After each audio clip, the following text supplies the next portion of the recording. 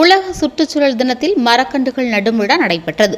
June 5ஆம் தேதி வருடந்தோறும் உலக சுற்றுச்சூழல் தினமாக கடைபிடிக்கப்பட்டு வருகிறது. இதனை முன்னிட்டு Palayamkottai Senthil Nagar send Joseph matric பள்ளி மற்றும் திருநெல்வேலி மாவட்ட நுகர்வோர் விழிப்புணர்வு இயக்கம் இணைந்து பள்ளி வளாகத்தில் மரக்கன்றுகள் நடப்பட்டது. பொதுமக்களுக்கு, குழந்தைகளுக்கு இலவசமாக மரக்கன்றுகள் வழங்கப்பட்டது. தமிழ்நலக் கழக செயலாளர் கவிஞர் பாப்பாக்குடிரா செல்வமணி தலைமை தாங்கினார்.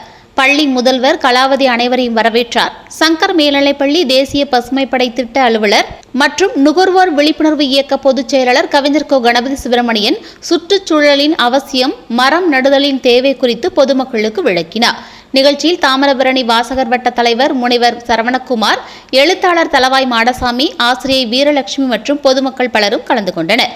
விழாவிற்கான ஏற்பாடுகளை பள்ளி தாளாளர் கல்விச்செம்மல் மரியசூசை சிறப்பாக செய்திருந்தார். பள்ளி வளாகத்தில் மரக்கன்றுகள் நடப்பட்டது. பொதுமக்களுக்கு இலவசமாக மரக்கன்றுகளும் வழங்கப்பட்டது.